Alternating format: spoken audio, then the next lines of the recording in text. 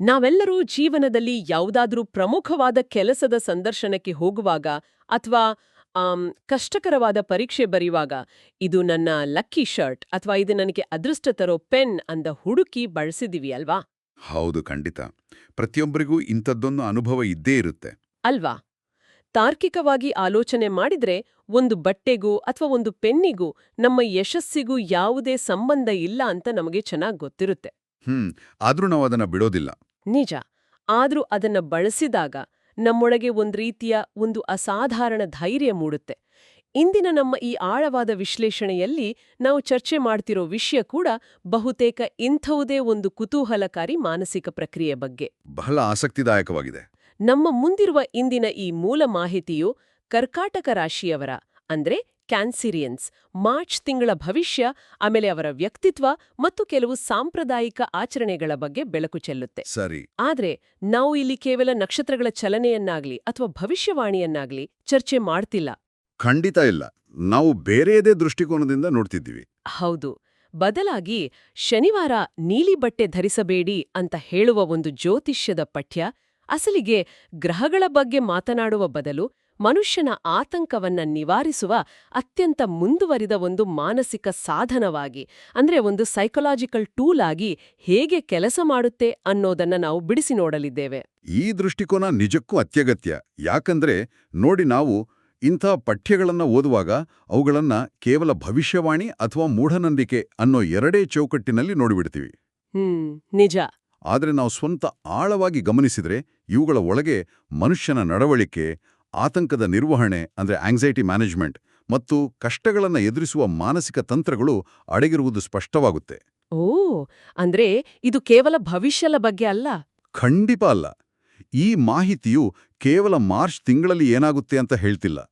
ಬದಲಾಗಿ ಅನಿಶ್ಚಿತತೆಯಿಂದ ತುಂಬಿರುವ ಈ ಜಗತ್ತಿನಲ್ಲಿ ಬದುಕಲು ಮನುಷ್ಯನಿಗೆ ಬೇಕಾದ ಮಾನಸಿಕ ಆಧಾರ. ಹೌದು, ಆ ಆಧಾರವನ್ನ ಹೇಗೆ ಒದಗಿಸಬೇಕು ಅನ್ನೋದರ ಸಂಪೂರ್ಣ ನೀಲನಕ್ಷೆಯನ್ನೇ ನೀಡುತ್ತಿದೆ. ಸರಿ, ಹಾಗಾದ್ರೆ ಇದನ್ನ ಮೊದಲಿನಿಂದಲೇ ಬಿಡಿಸಿ ನೋಡೋಣ.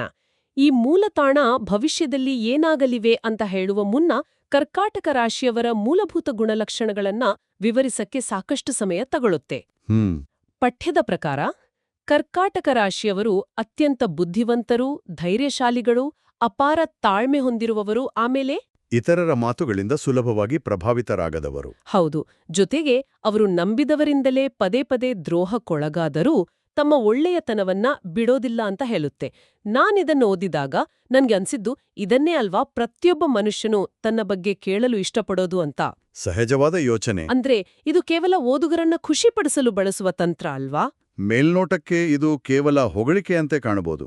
ಆದರೆ ಮನಃಶಾಸ್ತ್ರದಲ್ಲಿ ಇದನ್ನ ಬಾರ್ನಮ್ ಎಫೆಕ್ಟ್ ಅಥವಾ ಫೋರರ್ ಎಫೆಕ್ಟ್ ಅಂತ ಕರೀತಾರೆ. ಬಾರ್ನಮ್ ಎಫೆಕ್ಟ್ ಅಂದ್ರೆ ಏನು? ಜ್ಯೋತಿಷ್ಯದಲ್ಲಿ ಈ ತಂತ್ರವನ್ನ ಬಹಳ ಪರಿಣಾಮಕಾರಿಯಾಗಿ ಬಳಸ್ತಾರೆ. ಇದು ಹೇಗೆ ಕೆಲಸ ಮಾಡುತ್ತೆ ಅಂದ್ರೆ, ನಾವು ಅತ್ಯಂತ ಸಾಮಾನ್ಯವಾದ ಆದರೆ ಸಕಾರಾತ್ಮಕವಾದ ಗುಣಲಕ್ಷಣಗಳನ್ನು ಓದುವಾಗ ಹೌದು, ಇದು ನಿಖರವಾಗಿ ನನ್ನ ಬಗ್ಗೆಯೇ ಹೇಳ್ತಿದೆ ಅಂತ ನಂಬಲು ಶುರು ಮಾಡ್ತೀವಿ.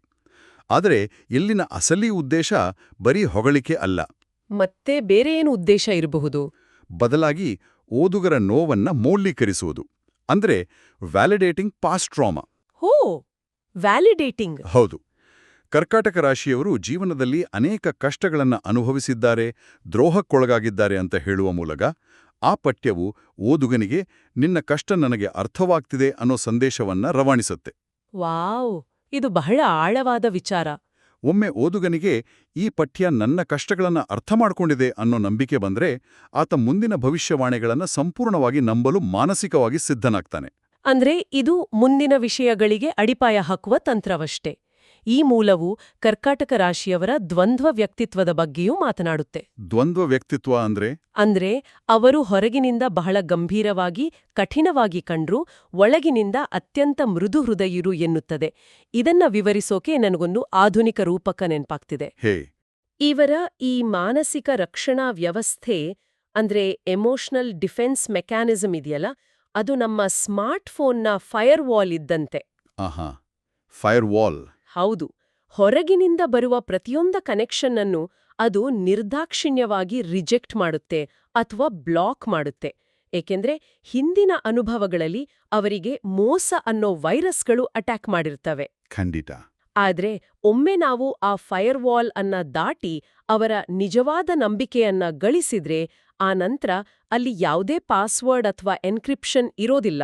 ಹ್ಮ್ ಅವರು ಸಂಪೂರ್ಣವಾಗಿ ತಮ್ಮ ಮೃದು ಮನಸ್ಸನ್ನ ತೆರೆದಿಡ್ತಾರೆ, ದುರ್ಬಲರಾಗ್ತಾರೆ, ಅಂದ್ರೆ ವಲ್ನರಬಲ್ ಆಗ್ತಾರೆ. ಆ ಫೈರ್ ವಾಲ್ ರೂಪಕ ನಿಜಕ್ಕೂ ಅತ್ಯದ್ಭುತವಾಗಿದೆ. ಏಕೆಂದ್ರೆ ಆ ಕಠಿಣ ಕವಚ ರೂಪುಗೊಂಡಿರೋದೇ ಹಿಂದಿನ ಕಹಿ ಅನುಭವಗಳಿಂದ. ತಾವು ಪ್ರೀತಿಸುವಷ್ಟೇ ತೀವ್ರವಾಗಿ ಕೋಪಗೊಳ್ಳುವ ಅವರ ಸ್ವಭಾವ ಕೂಡ ಇದೇ ಫೈರ್ ವಾಲ್ನ ಒಂದು ಭಾಗ. ನಿಜ. ಇಲ್ಲಿ ಗಮನಿಸಬೇಕಾದ ಮತ್ತೊಂದು ಆಳವಾದ ವಿಚಾರ ಏನಂದ್ರೆ, ದ್ರೋಹಕ್ಕೊಳಗಾದಾಗ ಸಾಮಾನ್ಯವಾಗಿ ಮನುಷ್ಯರು ಜಗತ್ತಿನ ಮೇಲೆ ದ್ವೇಷ ಸಾಧಿಸಲು ಶುರು ಮಾಡ್ತಾರೆ. ಅಥವಾ ಸಿನಿಕರಾಗ್ಬಿಡ್ತಾರೆ. ಹೌದು, ಸಿನಿಕರಾಗ್ತಾರೆ. ಆದರೆ ಈ ಪಠ್ಯವು ಕರ್ಕಾಟಕ ರಾಶಿಯವರಿಗೆ, ನೀವು ನೋವು ತಿಂದಿದ್ದೀರಿ, ಒಂಟಿಯಾಗಿ ಹೋರಾಡಿದ್ದೀರಿ, ಆದರೂ ನೀವು ನಿಮ್ಮ ಪ್ರಾಮಾಣಿಕತೆಯನ್ನು ಕಳ್ಕೊಂಡಿಲ್ಲ ಅಂತ ಹೇಳುತ್ತೆ. ಓ, ಇದು ನಿಜಕ್ಕೂ ಭರವಸೆ ಮೂಡಿಸುವಂಥದ್ದು. ಖಂಡಿತ. ಈ ಮಾತು ಓದುಗರಿಗೊಂದು ಅಸಾಧಾರಣವಾದ ಮಾನಸಿಕ ಬಲವನ್ನು ನೀಡುತ್ತೆ. ಇದು ಅವರಿಗೆ ಒಂದು ರೀತಿಯ ಮಾನಸಿಕ ರಕ್ಷಾಕವಚವನ್ನು ತೊಡಿಸಿದಂತೆ. ಆದರೆ ಇಲ್ಲಿಂದ ವಿಷಯ ಕೇವಲ ವ್ಯಕ್ತಿತ್ವದ ವಿಶ್ಲೇಷಣೆಗೆ ನಿಲ್ಲೋದಿಲ್ಲ. ಓದುಗರ ನಂಬಿಕೆಯನ್ನ ಸಂಪಾದಿಸಿದ ತಕ್ಷಣ ಮೂಲ ತಾಣವು ನೇರವಾಗಿ ಮಾರ್ಚ್ ತಿಂಗಳಲ್ಲಿ ಅವರ ಜೀವನದಲ್ಲಿ ಆಗಲಿರುವ ಬದಲಾವಣೆಗಳತ್ತ ಜಿಗಿಯುತ್ತೆ. ಸರಿ. ಅದೂ ಸಹ ಎಷ್ಟು ನಿರ್ದಿಷ್ಟವಾಗಿದೆ ಅಂದ್ರೆ ಮಾರ್ಚ್ 12, 13, 14, 15 ಮತ್ತು 16ನೇ ದಿನಾಂಕಗಳು. ಹೌದು. ಈ ನಿರ್ದಿಷ್ಟ ದಿನಾಂಕಗಳನ್ನೇ ಉಲ್ಲೇಖಿಸಿ ಈ ದಿನಗಳಲ್ಲಿ ಅನಿರೀಕ್ಷಿತ ಶುಭ ಸುದ್ದಿ ಬರುವ ಸಾಧ್ಯತೆಗಳಿವೆ ಅಂತ ಹೇಳಲಾಗಿದೆ. ಇಲ್ಲೇ ನನ್ನ ಪ್ರಶ್ನೆ ಏನಂದ್ರೆ, ಮಾರ್ಚ್ ತಿಂಗಳು ನಿಮಗೆ ಶುಭ ತರಲಿದೆ ಅಂತ ಸಾಮಾನ್ಯವಾಗಿ ಹೇಳುವ ಬದಲು ಇಷ್ಟೊಂದು ನಿರ್ದಿಷ್ಟವಾದ ದಿನಾಂಕಗಳನ್ನ ಯಾಕೆ ನೀಡಬೇಕು? ಅಂದ್ರೆ ಇದ್ರ ಹಿಂದಿನ ಲಾಜಿಕ್ ಏನು? ಇದರ ಹಿಂದಿನ ಲಾಜಿಕ್ ಮಾನವನ ಮೆದುಳಿನ ಆತಂಕ ನಿರ್ವಹಣೆಗೆ ಸಂಬಂಧಿಸಿದ್ದು. ಮನುಷ್ಯನಿಗೆ ಅನಿಶ್ಚಿತತೆ ಅಂದ್ರೆ ಅನ್ಪ್ರೆಡಿಕ್ಟಬಿಲಿಟಿ ಅನ್ನೋದು ಅತ್ಯಂತ ಹೆಚ್ಚು ಸುಸ್ತು ಮಾಡುವ ವಿಷಯ. ಹೌದು, ಮುಂದೇನಾಗುತ್ತೋ ಅನ್ನೋ ಭಯ. ನಿಖರವಾಗಿ. ಭವಿಷ್ಯದಲ್ಲಿ ಏನೋ ಒಳ್ಳೆದಾಗುತ್ತೆ ಅನ್ನೋ ಅಸ್ಪಷ್ಟ ಭರವಸೆಯೂ ಮೆದುಳಿಗೆ ಸಾಂತ್ವನ ನೀಡೋದಿಲ್ಲ. ಆದ್ರೆ ಮಾರ್ಚ್ 12ರಿಂದ 16ರ ಒಳಗೆ ಒಳ್ಳೆದಾಗುತ್ತೆ ಅಂತ ಹೇಳಿದಾಗ ಮೆದುಳಿಗೆ ಕಾಯಲು ಒಂದು ನಿರ್ದಿಷ್ಟ ನಿಲ್ದಾಣ ಸಿಗುತ್ತೆ. ಒಂದು ಸ್ಪೆಸಿಫಿಕ್ ಆಂಕರ್ ಸಿಕ್ಕಾಗೆ ಆಗುತ್ತೆ. ಆತಂಕ ಕಡಿಮೆ ಆಗುತ್ತೆ. ಅಂದ್ರೆ ಈ 5 ದಿನಾಂಕಗಳು ಈ 5 ದಿನಾಂಕಗಳು ಮನುಷ್ಯನಿಗೆ ತನ್ನ ಕಷ್ಟಗಳನ್ನು ಸಹಿಸಿಕೊಳ್ಳಲು ಬೇಕಾದ ಡೆಡ್ಲೈನ್ ಅಂತ ಕೆಲಸ ಮಾಡ್ತವೆ. ಇದು ನಿಜಕ್ಕೂ ಆಶ್ಚರ್ಯಕರ. ಮತ್ತು ಈ 5 ದಿನಗಳಲ್ಲಿ ಏನೇನೋ ಶುಭ ಸುದ್ದಿಗಳು ಬರುತ್ತವೆ ಅನ್ನೋದರ ದೊಡ್ಡ ಪಟ್ಟಿಯೇ ಮೂಲದಲ್ಲಿದೆ. ಏನೇನು ಅಂತ ಹೇಳಲಾಗಿದೆ?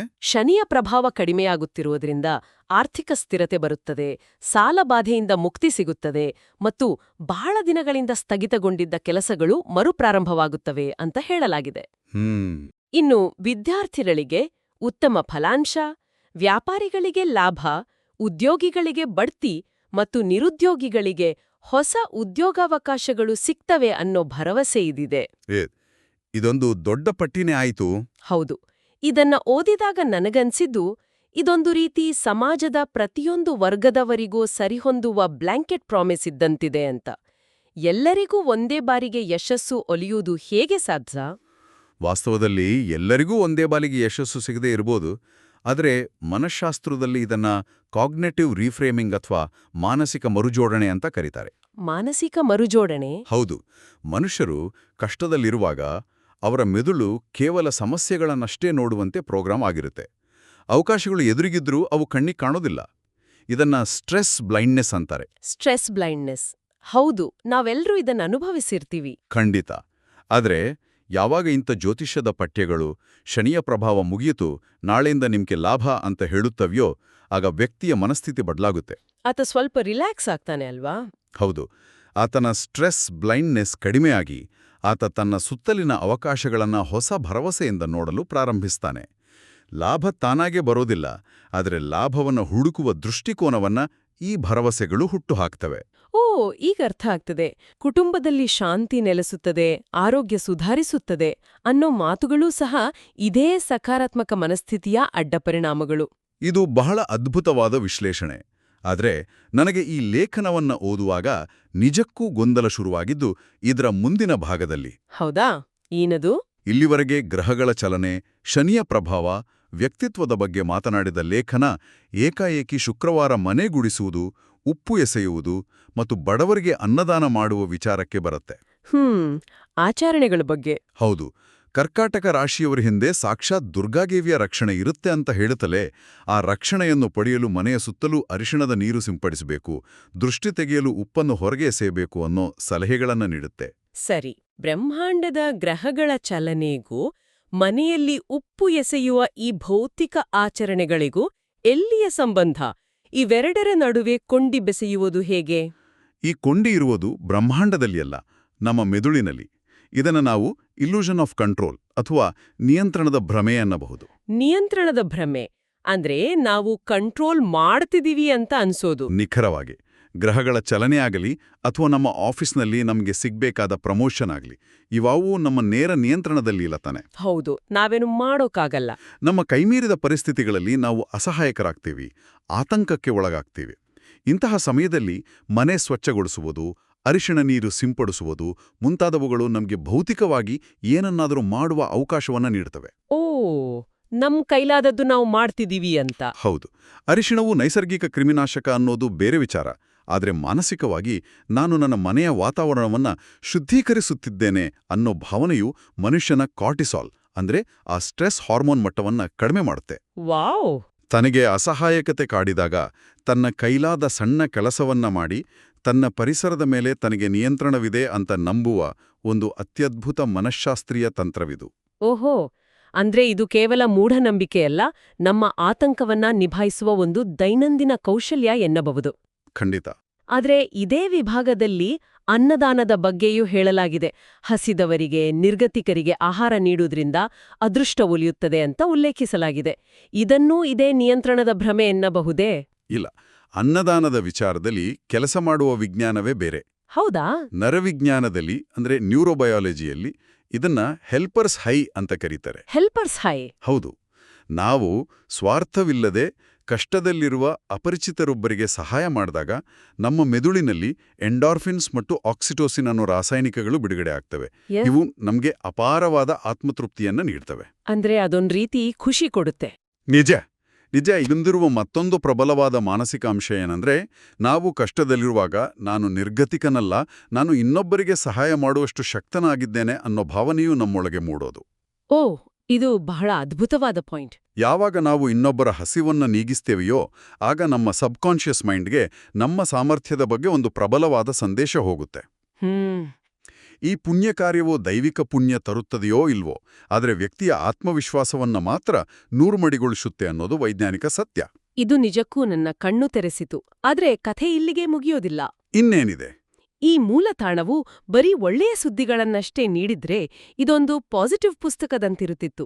ಆದ್ರೆ ಇದರಲ್ಲಿ ಕೆಲವು ವಿಚಿತ್ರವಾದ ಮತ್ತು ಸ್ವಲ್ಪ ನಿರಂಕುಶವಾದ ಎಚ್ಚರಿಕೆಗಳೂ ಇವೆ. ಯಾವ ರೀತಿಯ ಎಚ್ಚರಿಕೆಗಳು? ಉದಾಹರಣೆಗೆ, ಬೇರೆಯವರ ಜಗಳದಲ್ಲಿ ಮಧ್ಯಪ್ರವೇಶಿಸಬಾರದು ಅಂತ ಎಚ್ಚರಿಸಲಾಗಿದೆ. ಇನ್ನೂ ನಿರ್ದಿಷ್ಟವಾಗಿ ಹೇಳಬೇಕಂದ್ರೆ ಆರ್ ಅಥವಾ ಎಸ್ ಅಕ್ಷರದಿಂದ ಶುರುವಾಗುವ ಹೆಸರಿನವರಿಂದ ಸಣ್ಣಪುಟ್ಟ ತೊಂದರೆಗಳು ಎದುರಾಗ್ಬೋದು ಅಂತ ಎಚ್ಚರಿಸಲಾಗಿದೆ. ಓ, ಆರ್ ಮತ್ತು ಎಸ್. ಜೊತೆಗೆ ಹೊಸ ಕೆಲಸವನ್ನು ಪ್ರಾರಂಭಿಸಲು ಸೋಮವಾರ ಮತ್ತು ಶನಿವಾರ ಶುಭ ಎನ್ನಲಾಗಿದೆ. ಆದ್ರೆ ಆ ದಿನಗಳಲ್ಲಿ ಖಂಡಿತವಾಗಿಯೂ ನೀಲಿ ಬಟ್ಟೆ ಧರಿಸಬಾರದು ಅನ್ನೋ ವಿಚಿತ್ರ ಎಚ್ಚರಿಕೆಯೂ ಇದೆ. ಒಂದು ಕಡೆ ಎಲ್ಲವೂ ಶುಭವಾಗುತ್ತದೆ ಅಂತ ಭರವಸೆ ನೀಡುವ ಈ ಲೈಫ್ ಮ್ಯಾನ್ಯಲ್ ಮತ್ತೊಂದು ಕಡೆ ಇಂತಹ ಕಾಲ್ಪನಿಕ ಸ್ಪೀಡ್ ಬ್ರೇಕರ್ಗಳನ್ನ ಯಾಕಿಡುತ್ತೆ? ಇವುಗಳನ್ನ ಕಾಲ್ಪನಿಕ ಸ್ಪೀಡ್ ಬ್ರೇಕರ್ಗಳು ಅಂತ ಕರೆಯೋದಕ್ಕಿಂತ ಕಾಗ್ನೆಟಿವ್ ಸ್ಪೀಡ್ ಬಂಪ್ಸ್ ಅಂತ ಕರೆಯೋದು ಹೆಚ್ಚು ಸೂಕ್ತ. Cognitive speed bumps? ಹೌದು. ಇದರ ಹಿಂದೆ ಅಪೋಫೇನಿಯಾ ಅನ್ನೋ ಪ್ರಕ್ರಿಯೆ ಕೆಲಸ ಮಾಡುತ್ತೆ. ಮನುಷ್ಯನಿಗೆ ಯಶಸ್ಸು ಬರುತ್ತದೆ ಅಂತ ಖಚಿತವಾದಾಗ ಆತ ಮೈಮರೆಯುವ, ಅಹಂಕಾರ ಪಡುವ ಅಥವಾ ಯೋಚಿಸದೆ ನಿರ್ಧಾರ ತೆಗೆದುಕೊಳ್ಳುವ ಸಾಧ್ಯತೆಗಳಿರ್ತವೆ. ಅಂದ್ರೆ ಇಂಪಲ್ಸಿವ್ ಡಿಸಿಷನ್ಸ್ ತಗೊಳ್ತಾರೆ. ನಿಖರವಾಗಿ. ಇಂತಹ ಎಚ್ಚರಿಕೆಗಳು ಮನುಷ್ಯನ ಆ ವೇಗಕ್ಕೆ ಬ್ರೇಕ್ ಹಾಕ್ತವೆ. ಉದಾಹರಣೆಗೆ ಆರ್ ಮತ್ತು ಎಸ್ ಅಕ್ಷರದ ಬಗ್ಗೆ ಯೋಚಿಸಿ. ನಮ್ಮ ದೇಶದಲ್ಲಿ ಈ ಅಕ್ಷರಗಳಿಂದ ಶುರುವಾಗುವ ಹೆಸರುಗಳು ಎಷ್ಟು ಸಾಮಾನ್ಯ ಎಂದರೆ ನಾವು ಪ್ರತಿದಿನ ಇಂತಹ ಕನಿಷ್ಠ ಒಬ್ಬರನ್ನಾದ್ರೂ ಭೇಟಿಯಾಗ್ತೀವಿ ತಾನೇ? ಹೌದು, ಖಂಡಿತವಾಗಿಯೂ. ರಮೇಶ್, ಸುರೇಶ್, ರವಿ, ಸುನೀತಾ ಪಟ್ಟಿ ಬೆಳೆತಲೇ ಹೋಗುತ್ತೆ. ಹೌದು. ಅಂದ್ರೆ ಇದರ ಅರ್ಥವೇನು? ನೀವು ಆ ದಿನ ಭೇಟಿಯಾಗುವ ಪ್ರತಿಯೊಬ್ಬ ವ್ಯಕ್ತಿಯೊಂದಿಗೂ ಮಾತನಾಡುವಾಗ ನಿಮ್ಮ ಮೆದುಳು ತಕ್ಷಣ ಅಲರ್ಟ್ ಆಗುತ್ತೆ. ಇವನ ಹೆಸರು ಎಸ್ನಿಂದ ಶುರುವಾಗ್ತಿದೆ, ನಾನು ಎಚ್ಚರಿಕೆಯಿಂದ ಮಾತನಾಡಬೇಕು ಅಂತ ನೀವು ಯೋಚಿಸ್ತೀರಾ. ಅಂದ್ರೆ ನೀವು ಪ್ರತಿಯೊಂದು ಸಂವಹನವನ್ನು ಪ್ರಜ್ಞಾಪೂರ್ವಕವಾಗಿ ಮಾಡ್ತೀರಾ. ಅಂದ್ರೆ ಮೈಂಡ್ಫುಲ್ ಆಗಿರ್ತೀವಿ. ಹೌದು. ಅದೇ ರೀತಿ ಶನಿವಾರ ನೀಲಿ ಬಟ್ಟೆ ಧರಿಸಬಾರದು ಅನ್ನೋ ನಿಯಮ. ನಾವು ಬೆಳಿಗ್ಗೆ ಎದ್ದು ವಾರ್ಡ್ರೋಬ್ನಿಂದ ಬಟ್ಟೆ ಆರಿಸುವಾಗಲೇ ನಾನಿಂದು ಹೊಸ ಕೆಲಸ ಶುರು ಮಾಡ್ತಿದ್ದೇನೆ, ನಾನು ನೀಲಿ ಬಟ್ಟೆ ಹಾಕಬಾರ್ದು ಅಂತ ಎಚ್ಚೆತ್ತುಕೊಳ್ತೀವಿ. ನಿಜ. ಈ ನಿಯಮಗಳು ನಾವು ಜೀವನವನ್ನ ಸ್ಲೀಪ್ ವಾಕಿಂಗ್ ಮಾಡದಂತೆ ತಡೀತವೆ. ನಾವು ಪ್ರತಿ ಹೆಜ್ಜೆಯನ್ನು ಜಾಗರೂಕತೆಯಿಂದ ಇಡುವಂತೆ ಮಾಡ್ತವೆ. ಇತರರ ಜಗಳದಲ್ಲಿ ಮೂಗು ತೂರಿಸಬಾರದು ಅನ್ನೋದು ಬರೀ ಎಚ್ಚರಿಕೆಯಲ್ಲ, ಅದು ನಮ್ಮ ಶಕ್ತಿಯನ್ನ ವ್ಯರ್ಥ ಮಾಡದಿರುವ ಅತ್ಯುತ್ತಮ ಜೀವನ ಪಾಠ.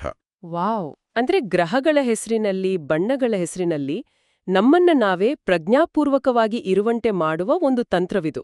ಖಂಡಿತ. ಇದ್ರ ಜೊತೆಗೆ ಅದೃಷ್ಟ ತರುವ ಸಂಕೇತಗಳ ದೊಡ್ಡ ಪಟ್ಟಿಯೇ ಮೂಲದಲ್ಲಿದೆ. 2, 4 ಮತ್ತು 9 ಸಂಖ್ಯೆಗಳು ಕರ್ಕಾಟಕ ರಾಶಿಯವರಿಗೆ ಶುಭವೆಂದು ಹೇಳಲಾಗಿದೆ. ನನಗೆ ಇನ್ನೊಂದು ಆಶ್ಚರ್ಯವಾದ ವಿಷಯ ಅಂದ್ರೆ ಬಣ್ಣಗಳ ಪಟ್ಟಿ. ಹಸಿರು, ಕೆಂಪು, ಹಳದಿ, ಕಪ್ಪು, ಬಿಳಿ, ಗುಲಾಬಿ ಮತ್ತು ಉಪ್ಪು ಬಣ್ಣದ ಬಟ್ಟೆಗಳು ಅಥವಾ ವಸ್ತುಗಳು ಅದೃಷ್ಟ ತರುತ್ತವೆ ಎನ್ನಲಾಗಿದೆ. ಹೌದು. ಇದು ಮಳೆ ಬಿಲ್ಲನ್ನೇ ಅರ್ಧ ಎತ್ತಿಟ್ಟಂತಿದೆ. ಇಷ್ಟೊಂದು ಬಣ್ಣಗಳನ್ನ ಯಾಕೆ ಪಟ್ಟಿ ಮಾಡ್ಬೇಕು? ಯಾಕೆಂದ್ರೆ ನೀವು ಮನೆಯಿಂದ ಹೊರಗೆ ಕಾಲಿಟ್ರೆ ಸಾಕು, ಈ ಪಟ್ಟಿಲಿರುವ ಯಾವುದಾದ್ರೂ ಒಂದು ಬಣ್ಣ ನಿಮ್ಮ ಕಣ್ಣಿಗೆ ಬಿದ್ದೇ ಬಿಡುತ್ತೆ. ಹೌದಲ್ವಾ? ನೀವು ಟ್ರಾಫಿಕ್ ಸಿಗ್ನಲ್ನಲ್ಲಿ ಕೆಂಪು ಅಥವಾ ಹಸಿರು ಬಣ್ಣ ನೋಡಿದಾಗೆಲ್ಲ ನಿಮ್ಮ ಸಬ್ಕಾನ್ಷಿಯಸ್ ಮೈಂಡ್, ಓಹೋ, ಇಂದು ನನ್ನ ಅದೃಷ್ಟದ ದಿನ ಅಂತ ರಿಮೈಂಡ್ ಮಾಡಿಕೊಡುತ್ತೆ. ವಾವ್! ಇದು ಬಹಳ ಇಂಟ್ರೆಸ್ಟಿಂಗ್.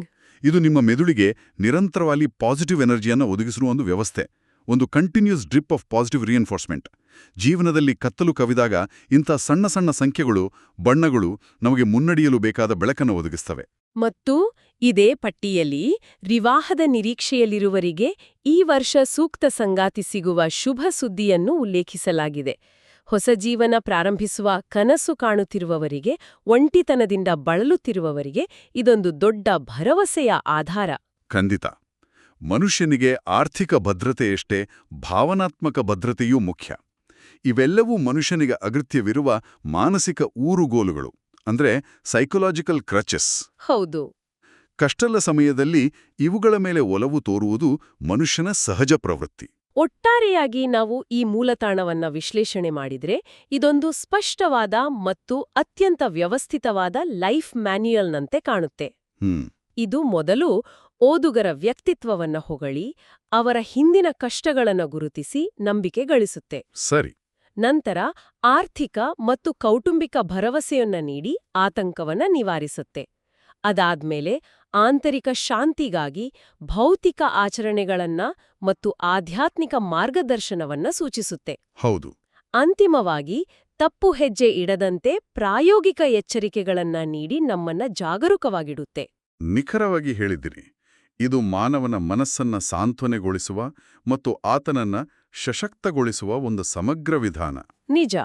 ಮನುಷ್ಯನಿಗೆ ತನ್ನ ಕಷ್ಟಗಳನ್ನು ಎದುರಿಸುವ ಶಕ್ತಿ ಇರುವುದು ಅವನೊಳಗೆ.